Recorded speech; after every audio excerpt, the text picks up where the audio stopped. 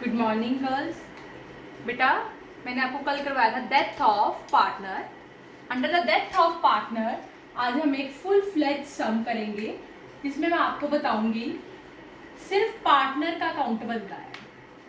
जिस पार्टनर की डेथ हुई है उसका ही कैपिटल अकाउंट बनता है और कोई भी नहीं बनता। ठीक है, सो हम एक फुल फ्लेज सम करते हैं, उसके अकॉर्डिंग मैं आपको बताती हूँ। Let's do the sum. Alpha, beta and gamma are partners. There are three partners, alpha, beta and gamma, sharing profit in a ratio of 3:2:1. And their balance sheet is as follows. Normal balance sheet given है. Next, look at the adjustments carefully. Beta died. किसकी death हुई है? Beta की. And on 28 Feb को beta की death हो गई है. मीन्स 31 दिसंबर की क्लोजिंग बैलेंस शीट है और बीटा की डेथ हुई है 28 फेब। मीन्स उसने इस ईयर 2 मंथ्स काम किया है। ठीक है, नेक्स्ट है कैपिटल टू हिज क्रेडिट।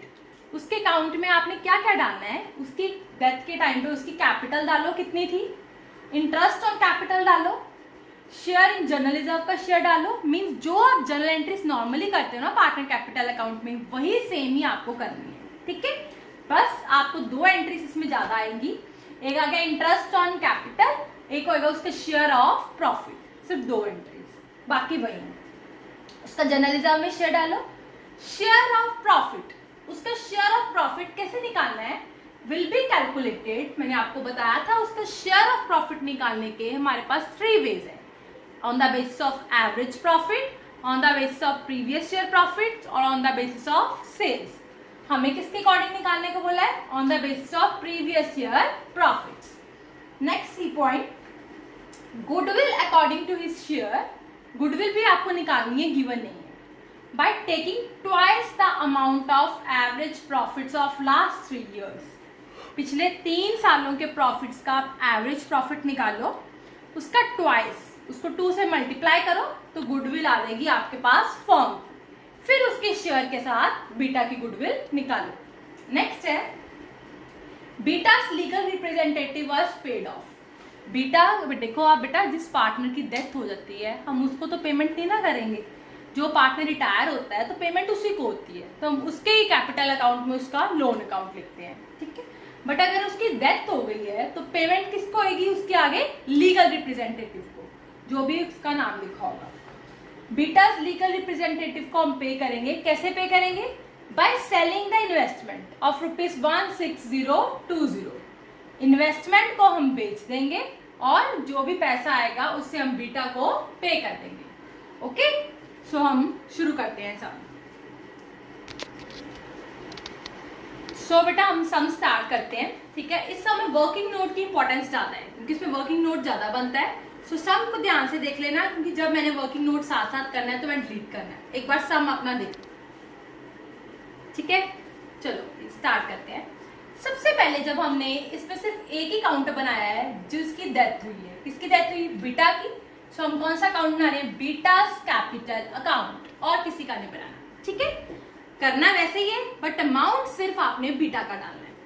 सो सबसे पहले हम कैपिटल अकाउंट में क्या डालते हैं? Bye balance brought down. हम वही डालेंगे, bye balance brought down, but किसका डालेंगे? सिर्फ बीटा का। कितना है? 6000, ये डाल दिया। ठीक है, उसके बाद हम क्या करते हैं? रीवैल्यूएशन में शेयर में प्रॉफिट या लॉस देखते हैं।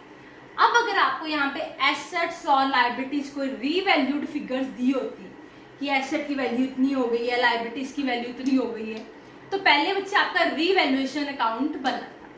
उससे अगर प्रॉफिट आता तो इधर, लॉस आता तो इधर। अब आपको कोई भी एडजस्टमेंट में एसेट और लायबिलिटी की रीवैल्यूड फिगर नहीं दी, सो हमने रीवैल्यूएशन अकाउंट नहीं बनाया। नेक्स्ट हम किस में देखते हैं? Liability side. कोई जनरल रिजर्व, कोई प्रॉफिट एंड लॉस अकाउंट तो नहीं given? Yes, general reserve given है। क्या एंट्री होती है जनरल रिजर्व की? देखो, general reserve to alpha to beta to gamma. कितना गिवन है हमें जनरल रिजर्व? 3000। इसको मैं 3:2:1 में डिवाइड कर लूंगी। कितना आ जाएगा? मैं करती हूँ 3000 इंटू 3.6, ये आ गया 1500, 3000 इंटू 2/6, ये आ गया 1000 और ये आ गया 500। हो गया। हमने जनरल रिजर्व लिखना है, बट सिर्फ किसका लिखना है? बीटा का। सो हम देखो मैंने यहाँ पे लिखा बाय जनरल रिजर्व कितना आ गया? बीटा का 1000। ओके, 2 पॉइंट आपको क्लियर हो गए, ये भी हो गया और ये भी हो गया। नेक्स्ट हम देखते हैं एसेट साइड। एसेट साइड तो कुछ नहीं है, नहीं ना गुडविल है ना प्रॉफिट एंड लॉस है, कुछ भी नहीं है। सो अब आ जाएंगे हम एडजस्टमेंट पे। First adjustment, capital to his credit, उसकी कैपिटल को क्रेडिट करो। कर दिया हमने, by balance brought down, it means उसकी कैपिटल को क्रेडिट कर दिया। उसके बाद क्या लिखा है? एंड इंटरेस्ट ऑन कैपिटल लगाओ up to that 6% per annum. कितना लगाना है interest on capital? Up to that तक लगाना है। कितने परसेंट? 6% per annum. देखो मैं इंटरेस्ट ऑन कैपिटल पहले निकालती हूं।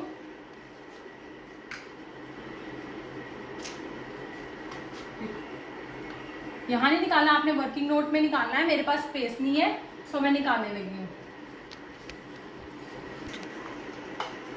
सो बेटा हम इंटरेस्ट ऑन कैपिटल निकालते हैं। कैसे आएगा इंटरेस्ट ऑन कैपिटल? देखो पार्टनर की कैपिटल देखो कितनी है बेटा की? 6000 into rate of interest into months. कितने मंथ्स उसने काम किया है? 2/12। ठीक है, तो कितना आ जाएगा? 6000 पे 6% इंटू 2/12, दैट इज 60। हमारा इंटरेस्ट ऑन कैपिटल क्या आता है? पार्टनर कैपिटल में बाय, तो ये आ गया by interest on capital 60। Interest on capital to partners capital account हो गया। नेक्स्ट है शेयर इन जनरल रिजर्व, वो मैंने ऑलरेडी लिख दिया। Share in general reserve, share of profit, उसका शेयर ऑफ प्रॉफिट निकालना है। किसके बेस पे निकालना है? प्रीवियस शेयर प्रॉफिट्स के बेस पर। तो हमने कैसे निकाला था? बीटा शेयर ऑफ प्रॉफिट मैंने कल बताया था, 2 बेस पे होते हैं। कौन कौन से? एवरेज प्रॉफिट, प्रीवियस ईयर या सेम। आप देखो बीटा शेयर ऑफ प्रॉफिट क्या फॉर्मूला था? Previous year profits means last year profits into months upon 12 into his share. So beta का पिछले साल का प्रॉफिट्स देखना है, लास्ट ईयर का। हमें देखो 3 इयर्स के प्रॉफिट गिवन है, 3, 4, 5। हमने लास्ट ईयर देखना है, दैट इज 2005, 10,800। ये मैंने लिख दिया 10,800 इंटू मंथ्स अपॉन 12। मंथ्स कितने हैं? 2/12 इंटू हिज शेयर। बीटा का शेयर कितना है? 2/6। ये कर लिया, तो मेरे पास कितना आ गया? 600 उसका शेयर ऑफ प्रॉफिट आ गया up to the date of death. तो क्या एंट्री होगी मेरी? Profit and loss suspense account debit to beta's capital account. ये बताया था मैंने आपको, profit and loss suspense account debit to beta's capital account. Beta के ऑपोजिट क्या आ गया? By profit and loss suspense account. ये भी हो गया हमारे पास। ठीक है, नेक्स्ट है बेटा पॉइंट हमारा, goodwill according to his share by taking twice amount of average profits of last 3 years. हमें गुडविल निकालनी है। कैसे निकालनी है? Average profits of last 3 years twice the amount. ये देखो मैं लिख लेती हूँ, goodwill is equal to twice means 2 multiply by average profits. So average profit कैसे निकालते हैं? Total profit divide by number of years. हम तीनों साल का टोटल प्रॉफिट कर लेते हैं। 7,800 plus 9,000 plus 10,800, that is 27,600 divide by 3। ये मेरे पास आ गया 9,200। 2 into 9,200 18,400, that is a goodwill of firm. हमें किसकी चाहिए? बीटा की, बी की। तो क्या आएगी? बीटा की कितनी आ गई? 9,200 इंटू 2/6, सॉरी 18,400 इंटू 2/6, 18,400 इंटू 2/6। ये मेरे पास आ गई बेटा 6133। ये आ गई मेरे पास। अब हम गुडविल की वही एंट्री करेंगे जो हम रिटायरमेंट में करते हैं। क्या एंट्री होगी? Continuing to outgoing. Who are the continuing partners? Alpha and gamma. Beta goodwill आ गई बच्चे हमारे पास 6133. हमारी एंट्री क्या होती? Continuing to outgoing. कंटिन्यूइंग कौन हो गए? Alpha gamma. Continuing to outgoing, ये मैंने कर दी. ठीक है बेटे. 6133 को हम गेनिंग रेशियो में डिवाइड कर लेंगे. सो मैंने गेनिंग रेशियो में डिवाइड कर लिया तो मेरे पास आ गया 4600 और 1533. ये आ गया. तो मैंने यहाँ लिख लिया बाय अल्फास कैपिटल बाय गामास कैपिटल. हो गया बच्चे? इतनी बात क्लियर होगी. सो हमारा ये पॉइंट भी हो गया. नेक्स्ट पॉइंट है, देखो बीटास लीगल रिप्रेजेंटेटिव को हमने पे कर दिया by selling the investment of ₹16020. मैंने अपनी इन्वेस्टमेंट को बेच दिया और जितना पैसा आया उससे किसको पे कर दिया? बीटा को पे कर दिया. ठीक है. इन्वेस्टमेंट को देखो कितने का बेचा? 16020. मेरे पास थी कितने की इन्वेस्टमेंट? 10430. बेचा कितने का? 16020. मीन्स मैंने प्रॉफिट पे बेचा. तो देखो मेरी एंट्री क्या होगी? सबसे पहले ये भी वर्किंग नोट पे करना. Bank to investment to profit on sale of investment. मेरे पास थी कितने की इन्वेस्टमेंट? थी कितने की? 10430 की. बेचा कितने का? 16020 का. सो मेरे को कितना प्रॉफिट हो गया? 16020 minus 10430.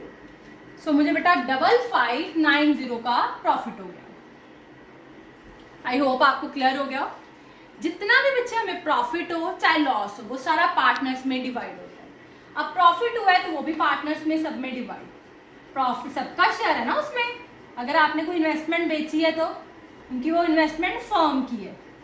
To alpha beta to gamma कितनी रेशो में डिवाइड कर देंगे? उनकी ओल्ड रेशो में 3:2:1. मैं कर देती हूँ इंटू 3/6. ये आ गया 310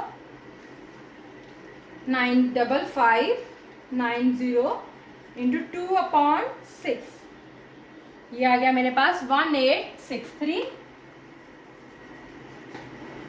590 डिवाइड बाय 6.